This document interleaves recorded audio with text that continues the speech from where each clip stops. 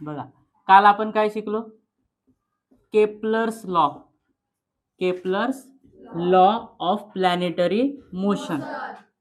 किती लॉ आहेत? 3. जोहान्स केप्लरने प्लॅनेटच्या मोशनचे 3 नियम दिलेले आहेत. पहिला नियम, law of orbit. What is law of orbit? Orbit of a planet is an ellipse with sun at one of the foci. ठीक आहे, म्हणजे प्लॅनेट जे ऑर्बिट मध्ये फिरतात ती ऑर्बिट कशी आहे? इलिप्स सारखी आहे. कशी आहे? इलिप्स सारखी. अशा पद्धतीची इलिप्स सारखी आहे ती ऑर्बिट. सेकंड लॉ काय सांगतो? Law of equal area. Law of equal area काय आहे? Law of equal area. The line joining the sun and planet sweeps equal area in equal interval of time. म्हणजे समान वेळेमध्ये समान क्षेत्रफळ तयार करते. ठीक आहे. त्याच्यानंतर थर्ड लॉ काय सांगतो? काय आहे third law? Period of revolution. Law of period of revolution. Period of revolution. Revolution म्हणजे काय? परिभ्रमण. म्हणजे कोणतेही ग्रह सूर्याभोवती फिरतात, बरोबर, त्याला आपण काय म्हणतो? परिभ्रमण म्हणजे revolution. Law of period of revolution काय सांगतो? The square of period of revolution is directly proportional to the cube of the mean distance between the sun and planet. Okay. त्याच्यानंतर आपण शिकलो Newton's universal law of gravitation. काय आहे Newton's universal law? Every planet attract every other planet. Every planet in the universe attract every other planet with a definite force. This force is directly proportional to the product of their masses and inversely proportional to the square of distance between them. Okay. मग त्याच्यामध्ये आपण एक formula पण शिकलो, m1 and m2. हे masses होते दोन ऑब्जेक्टचे. हा ऑब्जेक्ट 1 आहे ज्याचा मास m1 आहे. हा ऑब्जेक्ट सेकंड ज्याचा मास आहे m2.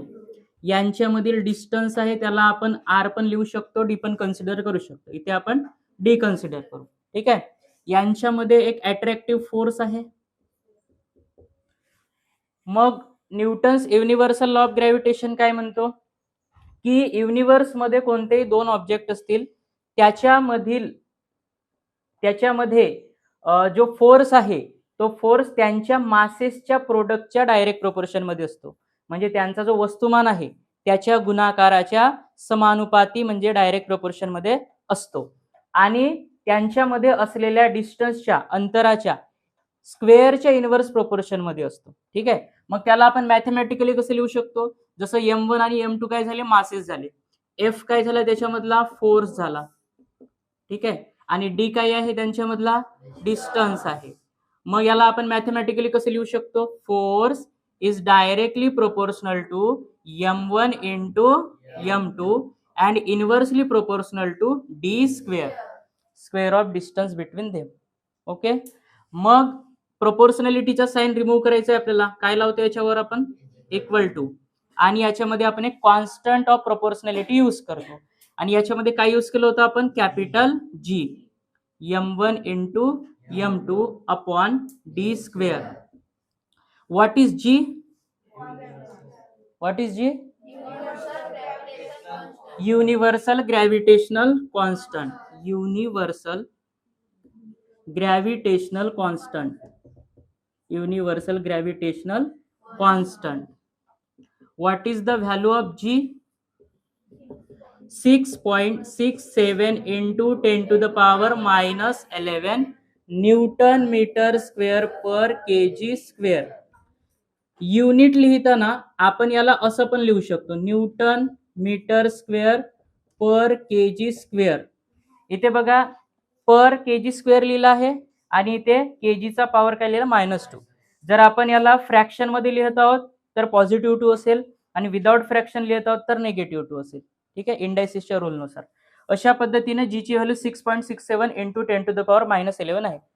Who measured the value of G experimentally, म्हणजे कोणी कॅपिटल जी ची व्हॅल्यू एक्सपेरिमेंटली मेजर केलेली आहे?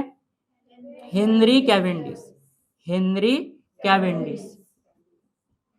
Henry Cavendish. ठीक आहे, हे सगळं आपण काल शिकलो होतो, बरोबर. आता यालाच आपण कंटिन्यू करू. हा फॉर्म्युला आहे, या फॉर्म्युल्यामध्ये M1 आणि M2 यांच्या प्रोडक्टच्या डायरेक्ट प्रोपोर्शन मध्ये काय आहे? फोर्स आहे. आणि डी स्क्वेअरच्या इनव्हर्स प्रोपोर्शन मध्ये काय आहे? फोर्सच आहे, बरोबर. बट आता दोन्ही ऑब्जेक्टचा मास सारखाच राहील का? इथे सारखाच आहे, इथे सारखाच आहे. आपण कन्सिडर करू, समजा याचा 1 युनिट मास आहे, याचा पण 1 युनिट मास आहे, आणि याचा पण 1 युनिट मास आहे. मग सगळ्यांचा 1 युनिट मास ठेवला, 1 × 1 1, आणि 1 चा स्क्वेअर 1च होते. 1 × 1 1 झाला, 1/1 काय होईल? 1च होईल. मग काय राहील इथं? फक्त F = G, जेव्हा त्यांचा मास कसा राहील? सारखा राहील तेव्हा. बट दोघांचा मास समजा वेगवेगळा असेल, यांच्यामधून एकाचा मास 1 kg, दुसऱ्याचा मास 2 kg असेल, म्हणजे डबल असेल.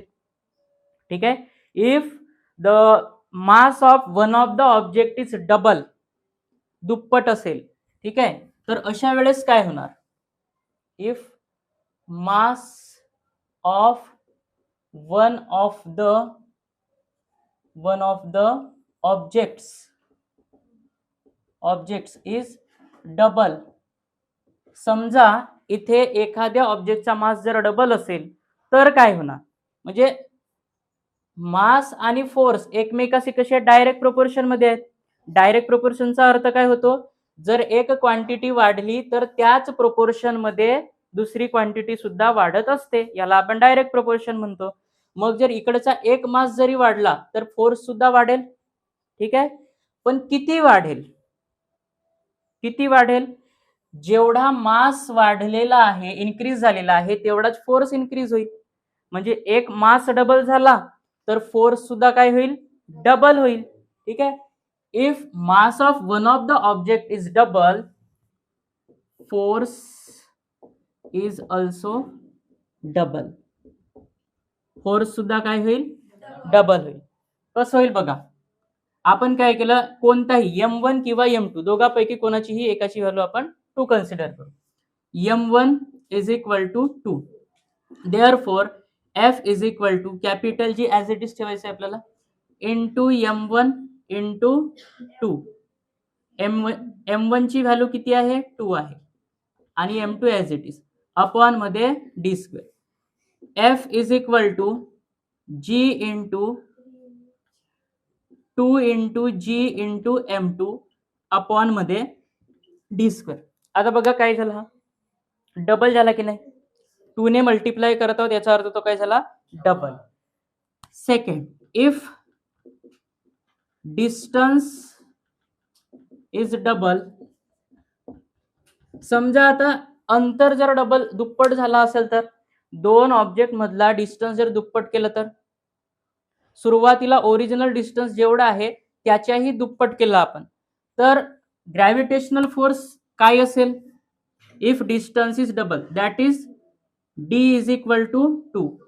D ची व्हॅल्यू काय झाली? 2 झाली. मग या फॉर्म्युल्यामध्ये ठेवून बघू आपण. Therefore F = capital G M1 × M2 upon d².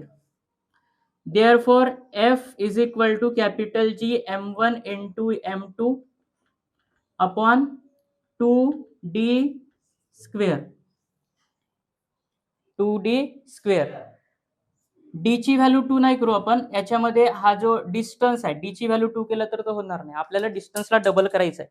Double करायचं आहे म्हणजे त्याला 2 ने मल्टिप्लाय करायचं आहे. इथे पण हा m ची व्हॅल्यू 2 नाही ठेवणार आपण, त्याला 2 ने मल्टिप्लाय करणार. आपण काय करणार? त्याला 2 ने मल्टिप्लाय करणार, म्हणजे दुप्पट झाला. ठीक आहे, आणि इथे पण काय केलं आपण? डी ला 2 ने मल्टिप्लाय केलं. डबल करणे म्हणजे 2 ने मल्टिप्लाय करणे. ठीक आहे, आता बघा याच्यामध्ये काय होईल? हा स्क्वेअर होईल दोघांचा इंडायसिसच्या रूल नुसार. म्हणजेच काय बनेल? हा capital G × M1 × M2 upon 4d². But force is inversely proportional to distance. Force is inversely proportional to distance. Inverse proportion म्हणजे काय? एक क्वांटिटी जर इन्क्रीज होत असेल तर दुसरी क्वांटिटी त्याच प्रोपोर्शन मध्ये डिक्रीज होत असते. याला इनव्हर्स प्रोपोर्शन म्हणतो आपण, बरोबर. मग यामध्ये force is inversely proportional to distance. Distance double केला आपण तर फोर्स डिस्टन्सच्या 1/4 होईल, किंवा ही सगळी जे क्वांटिटी आहे याच्या 1/4 होईल काय force. if distance is double force is decreases by the factor of 4. Force is decreases by the factor of 4. Force is decreases by the factor of 4. by the factor of 4. हे important आहे. तर बघा, जेव्हा आपण एखाद्या ऑब्जेक्टचा मास जर double केलं, आपण डबल केलं तर फोर्स सुद्धा डबल होईल. फोर्स कसा होईल? डबल होईल. जर आपण त्या ऑब्जेक्ट मध्ये असलेला डिस्टन्स डबल केलं तर फोर्स हा डिक्रीज होईल. किती डिक्रीज होईल? By the factor of 4. म्हणजे काय होईल? 1/4 होईल. किती होईल? 1/4. 1/4 into G capital M1 small m1 into m2 upon D square. ठीक आहे. फोर्स किती झाला? 1/4. बघा, ओरिजिनल फॉर्म्युला काय आहे? G into m1 into m2 upon D square आहे. तसंच फॉर्म्युला हा बघा, G into m1 into m2 upon D square. तसाच फॉर्म्युला आहे हा पण, फक्त काय झालेला आहे तो 1/4 झालेला आहे. 1/4 म्हणजे समजा याच्यामध्ये आपण एक एक्झाम्पल घेऊ. याच्यामध्ये समजा फोर्स हा 100 न्यूटन आहे. फोर्सचा युनिट काय आहे? न्यूटन. फोर्स किती कन्सिडर केला आपण? 100 न्यूटन. मग फोर्स जर 100 न्यूटन आहे आणि आपण डिस्टन्सला डबल केला. डिस्टन्सला काय केलं आपण? Double. Distance is equal to 2d म्हणजे डबल केलं त्याला. तर जेव्हा डिस्टन्सला आपण डबल करतो तेव्हा फोर्स काय होते? 1/4 डिक्रीज होतो, बरोबर. मग जो ओरिजिनल फोर्स आहे त्याचा आपण काय करणार? 1/4 करणार. मग किती होणार? 25 न्यूटन. 25 × 100 25 न्यूटन होणार. कधी? जेव्हा फोर्स 100 न्यूटन आहे परंतु डिस्टन्स आपण डबल केलं तर त्याच्यातला फोर्स काय होईल? 1/4 होईल. ओके. म्हणजे याच्यामध्ये काय करायचं आहे आपल्याला? 4 ने डिवाइड करायचं आहे एकंदरीत. मग समजा एखाद्या ऑब्जेक्टचा मास आपण ट्रिपल केलं, म्हणजे 3 ने मल्टिप्लाय केलं एखाद्या ऑब्जेक्टच्या मासला, तर फोर्स काय होईल? तिप्पट होईल. फोर्स काय होईल? तिप्पट म्हणजे 3 टाइम्स होईल. समजा डिस्टन्सला आपण ट्रिपल केलं म्हणजे 3 पट केलं तर फोर्स काय होईल? 1 by the factor of 9 decrease होईल. By the factor of 9 decrease होईल. बघा इथे फोर्स डबल झाला तर 2चा स्क्वेअर झाला इकडे. फोर्स जर ट्रिपल झाला तर 3चा स्क्वेअर होईल. म्हणजे बाय द फॅक्टर ऑफ 9 तिकडे तो डिक्रीज होईल फोर्स. ओके, समजला सगळ्यांना? हा इम्पॉर्टंट आहे याच्यामध्ये. समजा आता ऑब्जेक्ट स्फिरिकलच राहतील, गोलाकारच राहतील असं जरुरी आहे का? इरेग्युलर पण राहू शकतात, कोणत्याही आकाराचे. अरे राहू शकतात की नाही? हा. मग समजा एखादा ऑब्जेक्ट हा स्फिरिकल आहे. एखादा ऑब्जेक्ट कसा आहे? स्फिरिकल आहे. तर त्याच्यामध्ये फोर्स कसा लागेल? एखादा ऑब्जेक्ट हा स्फिरिकल आहे, दुसरा पण ऑब्जेक्ट समजा स्फिरिकल आहे. स्फिरिकल ऑब्जेक्ट जर दोन्ही ऑब्जेक्ट कशी असतील? स्फिरिकल असतील म्हणजे गोलाकार असतील. तर गोलाकार आहे याचा अर्थ त्याला काहीतरी सेंटर आहे, बरोबर. गोल आहे त्याला काहीतरी सेंटर असेल. मग याच्यामध्ये फोर्स कसा लागत आहे? कोणत्या डायरेक्शनला लागत आहे? फोर्स कोणत्या डायरेक्शनला लागत असेल? यांच्या सेंटरला जी लाईन जॉईन करते, त्या लाईनच्या अलॉंग तो फोर्स ऍक्ट होत असते. If the objects are spherical then force is acted between along the line joining their center. Force is acted along the line joining their center. त्यांच्या सेंटरला जी लाईन जॉईन करते त्या लाईन मध्ये तो force लागत असतो. आणि समजा इरेग्युलर असतील तर इरेग्युलर ऑब्जेक्ट कोणत्याही शेपचे ऑब्जेक्ट असतील, ठीक आहे, तर त्याच्यामध्ये फोर्स कसा लागेल सांगा. याच्यामध्ये कसं लागते force is act along the line joining their center, along the line joining their center,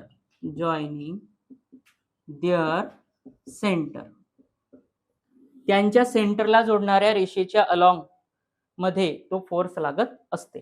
आता इरेग्युलर ऑब्जेक्ट असतील तर काय कशा पद्धतीने फोर्स लागेल. इरेग्युलर ऑब्जेक्ट असतील तर इरेग्युलर ऑब्जेक्ट मध्ये सेंटर नसतो बट सेंटर ऑफ मास असतो. Now what is centre of mass. Centre of mass जे गोलाकार असतात त्यांना सेंटर असतो, बरोबर. बट जे गोलाकार नाहीयेत इरेग्युलर आहेत त्यांना सेंटर ऑफ मास असतो, ठीक आहे. Now what is centre of mass. The point of a body at which the whole mass of body is concentrated. म्हणजे त्या बॉडीचा असा एक पॉइंट की त्या पॉइंटवर त्या पूर्ण बॉडीचा मास हा त्या पॉइंटवर कॉन्सन्ट्रेटेड झालेला आहे असं कन्सिडर करण्यात येते, ठीक आहे. A point of a body at which whole mass of body is concentrated, is assumed to be concentrated, ठीक आहे. एखाद्या बॉडीचा असा पॉइंट ज्या पॉइंटवर तो ऑब्जेक्ट त्याचा सगळा मास कॉन्सन्ट्रेटेड असतो. जसं हा पेन मी आता जसं बॅलन्स करायचं झालं मला हा पेन, तर हा पेन प्रत्येक पॉइंटवर बॅलन्स नाही होऊ शकत. आता हा पेन ज्या पॉइंटवर बॅलन्स झालेला आहे माझ्या बोटावर त्या पॉइंटवर या संपूर्ण पेनाचा मास कॉन्सन्ट्रेटेड झालेला आहे. जर समजा मी इकडे याला बॅलन्स करतो म्हटलं तर जमणार आहे का. असं नाही जमणार. हा तिथेच बॅलन्स होणार जिथे या पेनाचा संपूर्ण मास कॉन्सन्ट्रेटेड झालेला आहे.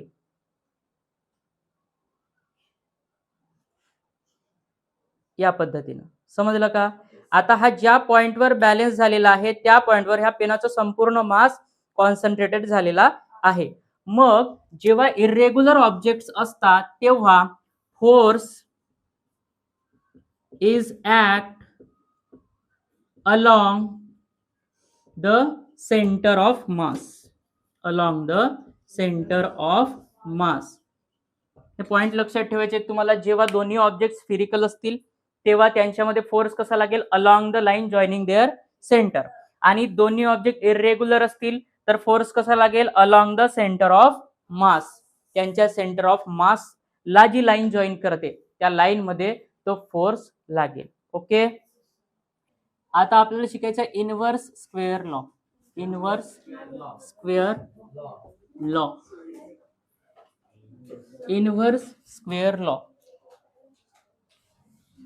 आपण याआधी शिकलो centripetal force.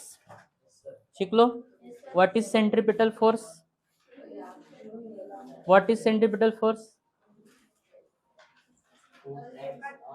Force act on any object moving along a circle at constant speed and it is directed toward the center of circle is called centripetal force. Now if a planet revolving around the sun, if a planet revolving around the sun in circular orbit, in circular orbit, in uniform circular motion, in uniform circular motion. If a planet revolving around the sun in circular orbit, म्हणजे त्याचा path आहे फिरण्याचा, in uniform circular motion means constant स्पीडने तो planet फिरत आहे सूर्याभोवती, त्याला आपण युनिफॉर्म सर्क्युलर मोशन म्हणू. Okay. Then the centripetal force, then the centripetal force acting on planet toward the sun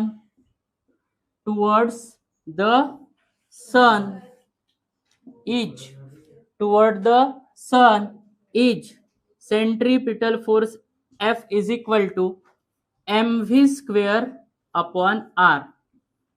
Formula for centripetal force mv square upon r. Formula for centripetal force is mv square upon r. Now F याला आपण FC पण लिहू शकतो असं, centripetal force. ठीक आहे. F is the centripetal force.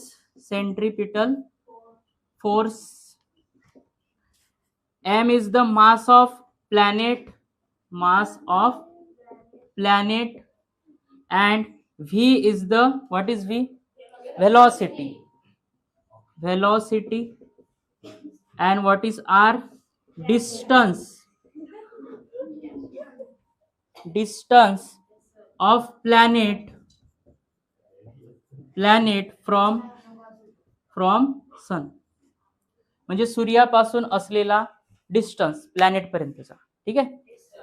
अशा पद्धतीने आपल्याला फॉर्म्युला मिळालेला आहे कशाचा? सेंट्रिपिटल फोर्सचा, mv स्क्वेअर अपॉन r. ठीक आहे.